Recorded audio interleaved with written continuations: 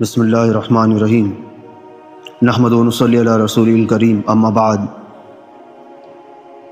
بزرگان محترم، میرے عزیز دوستوں اور میرے معزز ویورز، آج شکر کی اور صبر کی بات کرتے ہیں کہ ہمارے اندر یہ جذبہ بہت کم ہوتا جا رہا ہے ہمارے معاشرے میں۔ والدین کی زندگی ہی میں اولاد کی موت واقع ہو جائے اور والدین اس جانکا صدمے کو صبر اور شکر کے ساتھ اس نیت سے کہ اللہ پاک کی امانت ہی اللہ پاک نے واپس لے لی اور مجھے اجر ملے گا، برداشت کر لیں اولاد کی موت کو، تو والدین کے لیے یہ تکلیف ذخیرہ آخرت اور وسیلہ جنت اور زبردست اعزاز اکرام کا ذریعہ ہے۔ اس صبر اور شکر کے صلے میں اللہ پاک والدین کو جنت سے نوازے گا اور جنت میں ایک محل تیار کرے گا جس کا نام شکر کا محل ہے۔ کیا نام ہے؟ شکر کا محل۔ حضرت ابو موسیٰ اشعری رضی اللہ عنہ کی روایت ہے کہ ہمارے آپ کے آقا احمد مجتبیٰ محمد مصطفیٰ سرور کونین صلی اللہ علیہ وسلم نے ارشاد فرمایا، جب کسی بندے کی اولاد کا انتقال ہوتا ہے تو اللہ پاک اپنے فرشتوں سے پوچھتا ہے، تم نے میرے بندے کے بچے کی روح قبض کر لی؟ فرشتے جواباً کہتے ہیں جی ہاں۔ پھر اللہ پاک پوچھتے ہیں، تم نے اس کے دل کے ٹکڑے کو لے لیا؟ فرشتے کہتے ہیں جی ہاں۔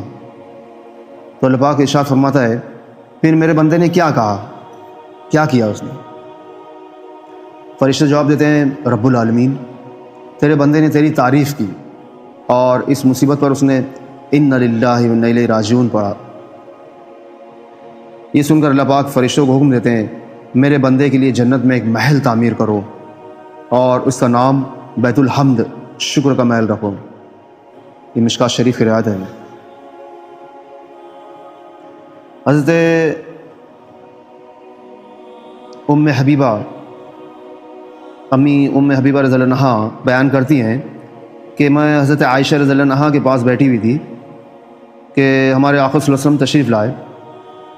آقا نے فرمایا، جس مسلمان جوڑے کے بھی یعنی میاں بیوی کے بھی 3 نابالغ بچے مر جائیں تو یہ بچے قیامت کے روز جنت کے دروازے پر رک کر کھڑے ہو جائیں گے، اور جب ان سے کہا جائے گا کہ جاؤ جنت میں داخل ہو جاؤ، تو یہ کہیں گے، یہ معصوم بچے جواب دیں گے، جب تک ہمارے ماں باپ جنت میں داخل نہ ہوں گے ہم جنت میں نہیں جا سکتے۔ تو اللہ پاک کی ذات تو بڑی کریم ہے، سخی ہے، تو اللہ پاک حکم دے گا کہ جاؤ تم اور تمہارے ماں باپ سبھی جنت میں چلے جاؤ۔ یہ طبرانی شریف کی روایت ہے۔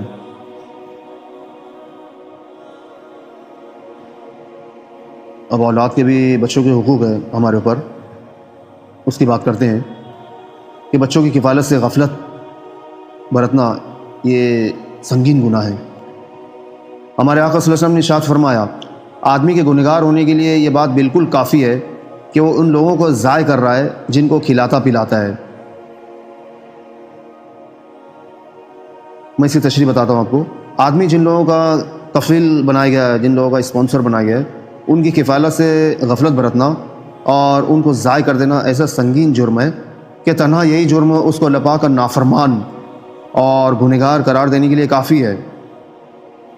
اس غفلت اور کوتاہی کی کئی صورتیں ہو سکتی ہیں۔ اس کی مثال دیتا ہوں آپ کو، یہ کہ نام و نمود اور ریاکاری نمائش میں تو خوب خرچ کر رہا ہو، لیکن بیوی بچوں کے حقوق سے غافل ہو، ان کا نان نفقہ۔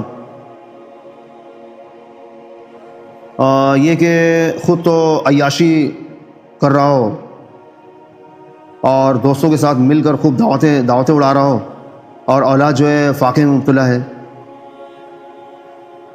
یہ کہ دین کی صحیح سمجھ نہ ہونے کی وجہ سے اپنا مال و متاع دوسرے خیر کے کاموں میں لگا رہا ہو اور بیوی بچوں کی ضروریات سے غفلت برت رہا ہو۔ یہ سب جو ہے غلط باتیں، گناہ ہے۔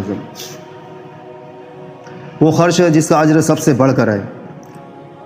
سیدنا حضرت ابو ہریرہ رضی اللہ عنہ کہتے ہیں کہ آقا صلی اللہ علیہ وسلم نے فرمایا ایک اشرفی وہ ہے جو تم نے اللہ پاک کے راستے میں خرچ کی، ایک اشرفی وہ ہے جو تم نے کسی غلام کو غلامی سے آزاد کرانے کے لیے خرچ کی ہو، ایک اشرفی وہ ہے جو تم نے کسی غریب کو صدقے میں دی، اور ایک اشرفی وہ ہے جو تم نے اپنے بیوی بچوں پر خرچ کیا۔ ان میں سب سے بڑا اجر اس اشرفی کا ہے جو تم نے اپنے بیوی بچوں پر خرچ کی۔ مسلم شریف کی روایت ہے۔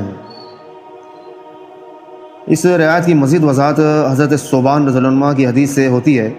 وہ کہتے ہیں کہ نبی کریم صلی اللہ علیہ وسلم نے فرمایا سب سے بہتر اشرفی وہ اشرفی ہے جس کو آدمی اپنے بال بچوں پر خرچ کرتا ہے، اور وہ اشرفی ہے جس کو آدمی اللہ کے راستے کی سواری پر خرچ کرتا ہے، اور وہ اشرفی ہے جس کو اللہ کے راستے جس کو آدمی اپنے بال بچوں پر خرچ کرتا ہے، اور وہ اشرفی ہے جس کو درمیانی اللہ کے راستے کی سواری پر خرچ کرتا ہے۔ آقا نے بال بچوں پر خرچ کرنے سے بات شروع کی اللہ کے راستے، اور پھر فرمایا اس آدمی سے بڑھ کر پر خرچ کرتا ہے۔ اجر انعام کس کا ہو سکتا ہے؟ علماء ایک درمیانی بچوں پر خرچ کرتا ہے تاکہ اللہ پاک نے بال بچوں پر خرچ کرنے سے بات خوشحال بنائے رکھے، اور پھر فرمایا اس آدمی سے بڑھ کر اجر انعام کس کا ہو سکتا ہے جو اپنے چھوٹے چھوٹے بچوں پر خرچ کرتا ہے تاکہ اللہ پاک بچوں پر خرچ کرنے میں نیت صرف اللہ پاک کی خوشحال بنائے رکھے، رضا ہونی چاہیے۔